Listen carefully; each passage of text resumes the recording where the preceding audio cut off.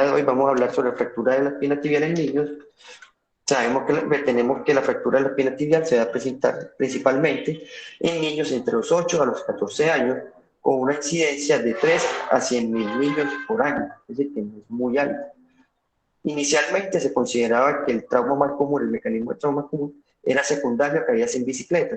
pero en los últimos años, y debido a que los niños están más activos, están ingresando mucho a deportes, ha tenido cambios en la causa de la fractura y se está encontrando más relación con traumas deportivos. Cuando uno revisa la literatura y los reportes de los pacientes, los reportes de casos refieren que hasta un 60% pueden presentar lesiones asociadas, principalmente las lesiones meniscales, que se mencionan en un 40%,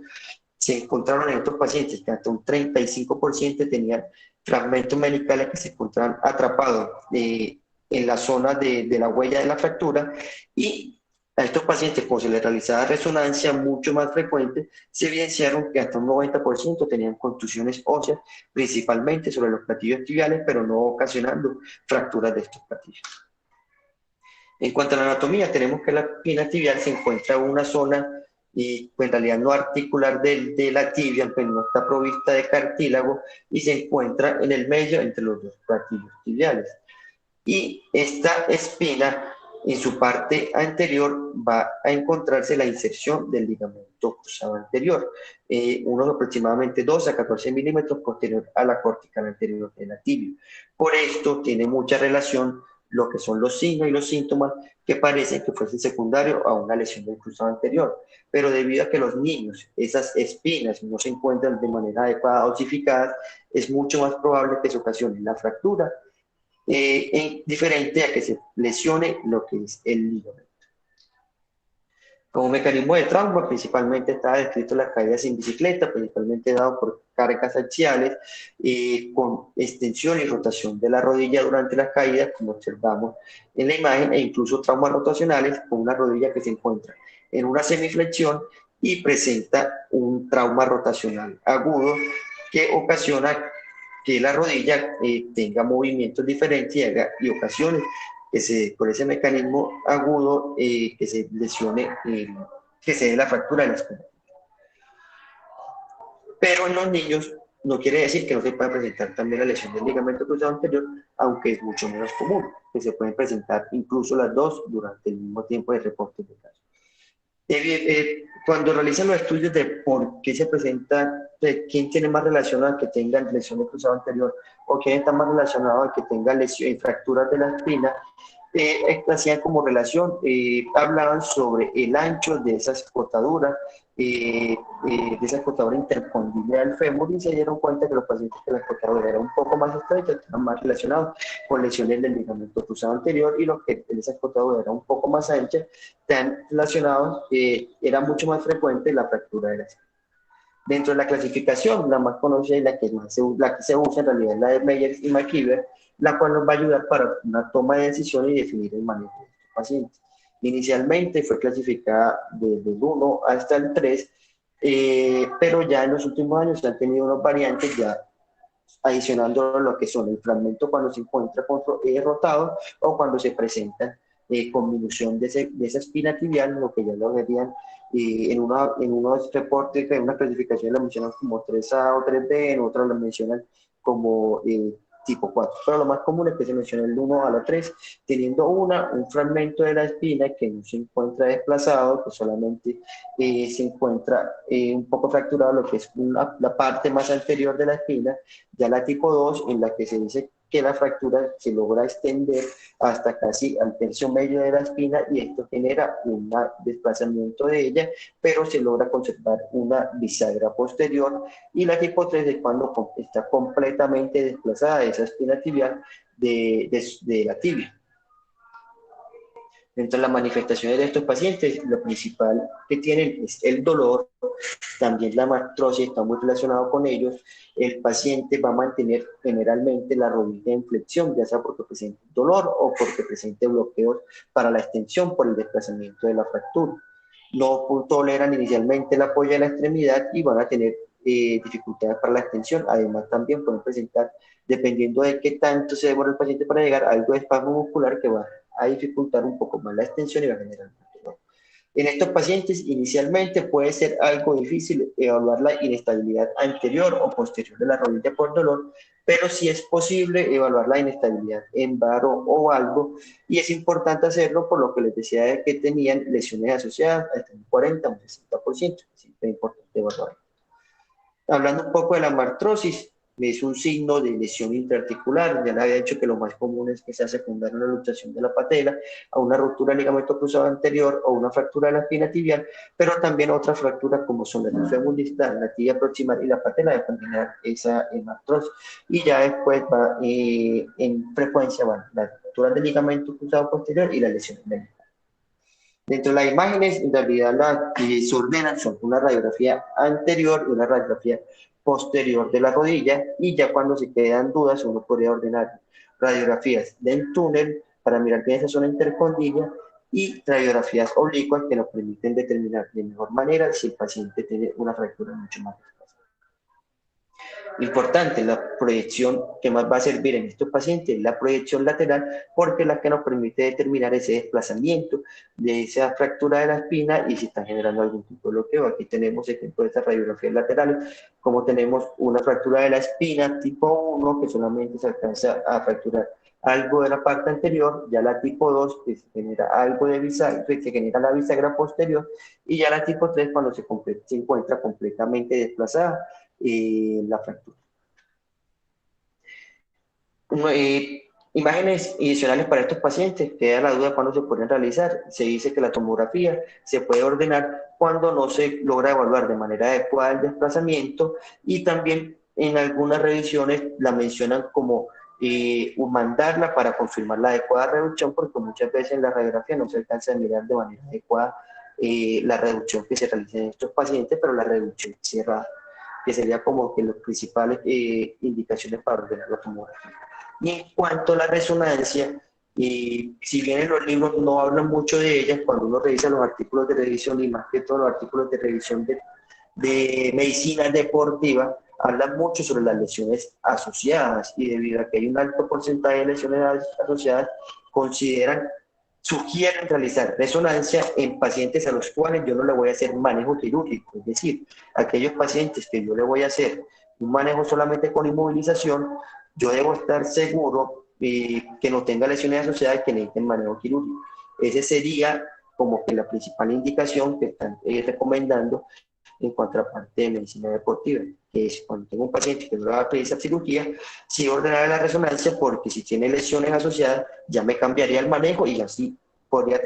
tener necesidad de realizar cirugía. Pero en esos pacientes que la indicación es clara de manejo quirúrgico, no estaría indicado la resonancia.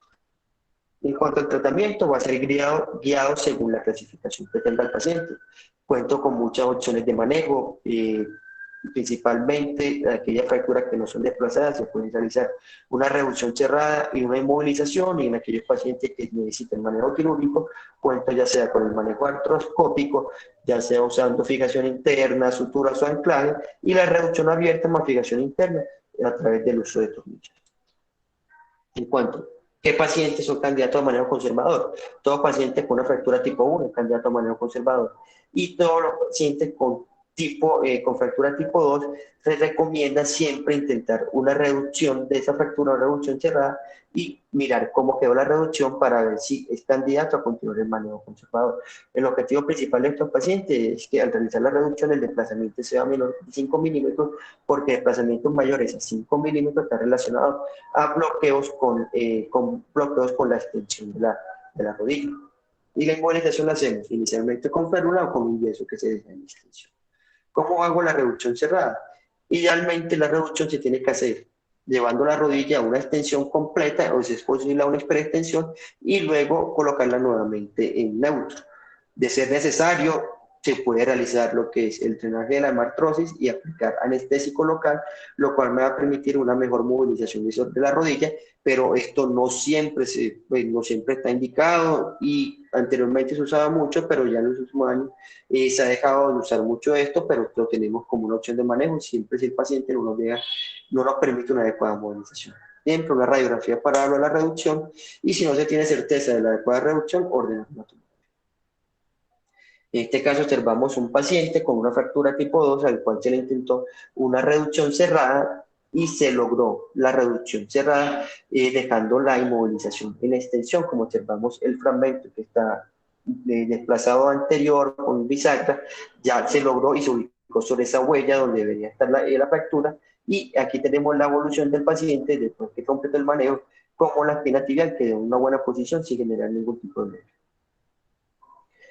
Cuando uno lee los libros y lee incluso las revisiones, recomiendan lo que es la inmovilización en extensión completa de la rodilla, pero a veces hablan de que también se podría dejar en flexión de 20 grados de rodilla. En realidad, la mayor recomendación es dejarlo en extensión, e incluso cuando dicen dejarlo en extensión es porque esos cóndilos femorales, cuando se van a ubicar sobre esa tibia, nos van a ayudar a mantener esa fractura reducida. Por eso lo recomiendan más en extensión, y además es mejor tener una rodilla en extensión a que no tener una contractura en flexión que después tengamos que rehabilitar y recuperar la extensión completa de esta. Igual también cuando recomiendan la flexión de 20 a 30 grados, lo relacionan es más por la biomecánica, porque dicen que cuando se deja en esta posición se va a disminuir la tensión sobre el ligamento cruzado anterior y va a disminuir el riesgo de laxitud que puede presentar estos pacientes durante su evolución, pero que ahorita más tarde hablaré de eso. Pero ¿qué sucede también? Que muchas veces cuando se da esa fractura de la espina tibial,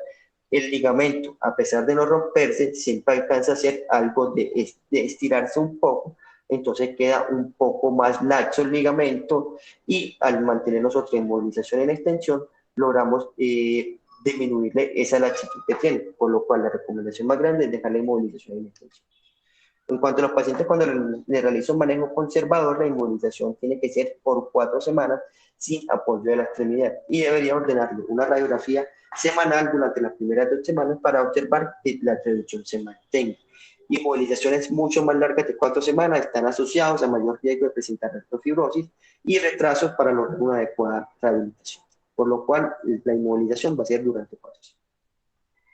En cuanto al manejo quirúrgico, está indicado para pacientes con fracturas tipo 2 que no se lograron una adecuada reducción, o tipo 3, que son todos de manejo quirúrgico, lo cual ha demostrado que tienen mejores resultados funcionales y menores complicaciones. Ya cuando miramos si es indicado realizar un manejo artroscópico o uno abierto, tenemos que con el artroscópico se ha demostrado que tiene menor morbilidad, tiene una movilización un poco más temprana y menor tiempo de estancia hospitalaria, pero cuando miramos los resultados comparados vemos que no hay diferencias en la estabilidad de la rodilla, que la calidad de la reducción es igual entre el manejo artroscópico y el abierto, e incluso en el desarrollo de artrofibrosis no hay diferencia entre estos dos manejos, por lo cual no hay una indicación clara cuándo realizarlo artroscópico o cuándo abierto. E incluso si esperamos realizar un manejo artroscópico, está demostrado en la literatura que puede tener retrasos en la realización de la cirugía y mayor tiempo quirúrgico, ya que sabemos que la artroscopia no siempre está disponible y no todos los ortopedistas realizan artroscopia. Entonces, ambas son muy buenas opciones y la decisión va a ser según la destreza y la disponibilidad del equipo. En cuanto a si hago la fijación con tornillos o con suturas, hay unas ventajas y unas desventajas en cada uno. En cuanto a la fijación con tornillos, se dice que es una técnica mucho más simple comparado a la técnica con sutura, que es un poco más demandante. En cuanto a la parte del fragmento óseo, está indicado que en los pacientes con fragmentos óseos que son un poco más grandes, sí, sí se le puede realizar manejo con tornillos, pero ya es diferente cuando el fragmento es un poco más pequeño o con minuto, el cual tiene mejor indicación la sutura, que la puedo realizar a cualquier tipo de fragmento en estos pacientes. Con los tornillos tengo más riesgo de lesión fisiaria, con la sutura evito la fisis, con los tornillos siempre es importante saber que ese material hay que retirarlo, lo cual con la sutura no hay que hacerlo, y con los tornillos puede ser un poco difícil ubicarlo bien para no ocasionar lesión fisiaria, pero con las suturas obviamente necesito un manejo artroscópico, necesito un ortopedista que tenga la destreza necesaria, por lo cual la necesidad del equipo y el instrumental puede retrasarme un poco el manejo. En cuanto a unas condiciones generales de la cirugía, es importante siempre ubicar la fisis. En esos pacientes incluso que le realizan manejo artroscópico, ellos utilizan su manejo artroscópico y tienen ubicado el identificador de imágenes para ver una proyección lateral y determinar una adecuada fijación de esa fractura. Siempre es importante identificar y remover todos los obstáculos que me van a permitir una adecuada reducción. principalmente los meniscos, en un 54%, pero también el ligamento intermeniscal. Y esos coágulos que se colocan debajo de que se ubican en la zona de fractura me van a impedir una adecuada reducción de la fractura. Es importante tener diferentes opciones de fijación. Si yo voy a hacer el manejo quirúrgico, puedo ir con los tornillos de 3,5 y de 4 milímetros, y también puedo ir con la sutura para realizar cualquiera de los dos manejos dependiendo de lo que encuentre y dependiendo de lo mejor que yo considero para el paciente. En cuanto a la técnica artroscópica, aquí vemos una imagen de cómo lo primero es llegar a esa fractura, limpiar toda esa zona del foco fracturario y retirar todos esos tejidos que me estén impidiendo una adecuada reducción. Después hacer una reducción de la fractura, la puedo mantener con un pin como observamos aquí, y ya comienzo a hacer lo que son las ubicaciones de los pines. En este caso fue un manejo con tornillos, y observamos cómo se dejó la fijación con tornillos, el cual se evitó lesionar la fisis. Aquí observamos el resultado que tuvieron ellos en la fluoroscopia. Y aquí observamos el caso del manejo de la del manejo con suturas. Aquí vemos la fractura de la espina y cómo esas suturas la atraviesan a través de toda la sustancia del ligamento, y a través de eso jalan el ligamento, reducen la fractura y lo anudan lo que es en la parte de la tibia metafisiaria. Y aquí observamos cómo quedaría la reducción de este paciente. Lo mismo aquí, cómo se observa la fractura de la espina y cómo se pasa esa sutura a través de toda la sustancia, de todo el macizo del ligamento cruzado, y se hace la reducción a través de la sutura. En cuanto al seguimiento y rehabilitación de estos pacientes que se realiza manejo quirúrgico, podemos encontrar varios protocolos de inmovilización, pero ninguno pasa de 4 semanas. Observamos protocolos de 4 semanas, protocolos de 2 semanas e incluso protocolos de menos de 2 semanas, pero nunca pasar las 4 semanas por el riesgo de artrofirosis en estos pacientes. Si podemos contar con un pie articulado, sería bueno en estos pacientes, lo dejamos durante 7 a 10 días inicialmente, con una extensión completa, y ya poco a poco vamos generando, logrando que el paciente complete los arcos de movimiento. Si no tenemos la opción de los pies articulados, podemos dejarle el manejo con la inmovilización. Depende del cirujano, y lo que haya, depende del cirujano, considera si lo hace la inmovilización solamente menos de 2 semanas y comienza la rehabilitación temprana, o si decide dejarlo durante 4 semanas. En realidad no encuentro una indicación clara del tiempo de inmovilización de estos pacientes, solo claro es que no toca dejarlo más de 4 semanas. En cuanto a los resultados de esta fractura, tenemos que son buenos, a pesar de que quede algo de laxitud anterior en la rodilla, pero a pesar de tener la laxitud, el paciente no tiene una inestabilidad y tampoco tiene unos signos de inestabilidad ni sensación de inestabilidad de la rodilla, por lo cual esa laxitud no va a tener ningún tipo de inconveniente con estos pacientes. E incluso un 85% regresan al nivel de actividad previa que tenían. Sucede muchas veces que estos pacientes con esa laxitud, ya con los años, cuando están más grandes, adolescentes, en la edad adulta, sí pueden requerir reconstrucción del ligamento cruzado anterior, porque ya quedan con algo de sensación de inestabilidad o incluso con síntomas. Pero si vemos, es un porcentaje un poco menor, un 20%, y no le sucede a todos los pacientes. Dentro de las complicaciones más grandes son: 1, la inestabilidad residual; 2, la pérdida de los movimientos secundarios de artrofirosis; y 3, las maluniones y las no uniones de estos pacientes. En cuanto a artrofirosis, se va a presentar principalmente, aproximadamente en un 10%, son pacientes que tienen una contractura en flexión, y si yo logro una fijación adecuada, estable en estos pacientes, yo les puedo permitir una movilización temprana, por lo cual disminuye el riesgo de que me generen artrofirosis. E incluso como principal factor de riesgo en ellos es la inmovilización durante más de 4 semanas, el cual está relacionado con 12 veces más riesgo de generar la artrofirosis. También se dice que hay unos predictores como son el retraso en la cirugía más de 7 días y que el tiempo quirúrgico haya sido mayor de 120 minutos como predictores de desarrollo de artrofirosis, por lo cual vemos que si yo no cuento con artroscopia, no voy a esperar a que un artroscopista venga y me haga la cirugía 1 o 2 semanas después, porque si observamos ese demora en el manejo, me va a llevar a más complicaciones. En cuanto a la malunión, los síntomas son secundarios en realidad a bloqueos mecánicos, no tener bloqueos para la extensión. Son pacientes que van a tener dolor y dentro del manejo quirúrgico de estos pacientes están indicados, están indicados lo que son las osteotomías o la reconstrucción del ligamento cruzado anterior. Aquí observamos una radiografía de un paciente con una mala unión de la espina tibial, en lo que observamos que este tope de la espina no permite una adecuada extensión de la rodilla. Como conclusiones, es importante un adecuado reconocimiento de la fractura de la espina, con lo cual logramos evitar las secuelas. El manejo quirúrgico lo puedo realizar tanto de manera abierta como artroscópica, por lo cual yo no voy a realizar una cirugía, sino cuento con el equipo indicado para la artroscopia, y es fundamental el tiempo de movilización y la rehabilitación del paciente para lograr una rodilla con adecuados arcos de movimiento y una rodilla que no va a ser dolorosa.